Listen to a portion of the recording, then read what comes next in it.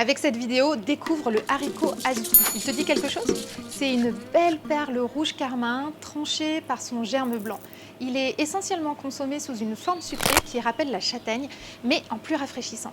Il est originaire de l'Himalaya et c'est peut-être ce qui lui donne ce côté minéral doux et rond, et puis franc et tendu. Moi, je suis fascinée par sa saveur subtile, légère, comme en suspension. Il tranche complètement avec le flageolet ou le haricot blanc, car il garde sa texture lustrée de petites billes élégantes. En pâtisserie, on le réduit en pâte sucrée. Anko en japonais, pâte de haricots rouges en français, qui se consomme un peu comme de la confiture de marron. Tu peux en trouver en conserve ou la faire toi-même. Il faut par contre laisser tremper le haricot azuki toute la nuit ou toute la journée.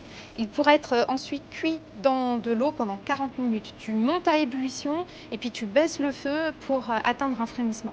S'il éclate, c'est pas grave, t'en fais de la purée avec un peu de crème. Il marche super bien avec de la patate douce, du chou frisé, de la bière, des algues, des champignons et évidemment avec du riz blanc. Il est très riche en protéines, plus de 20 grammes pour 100 grammes. On peut aussi le faire torréfier au four à 160 degrés pendant 30 minutes et puis ensuite le faire infuser. Après l'avoir pilé, tu vas avoir des saveurs de riz soufflé qui sont vraiment réconfortantes. Voilà, avec cette vidéo, je te fais découvrir le haricot azuki.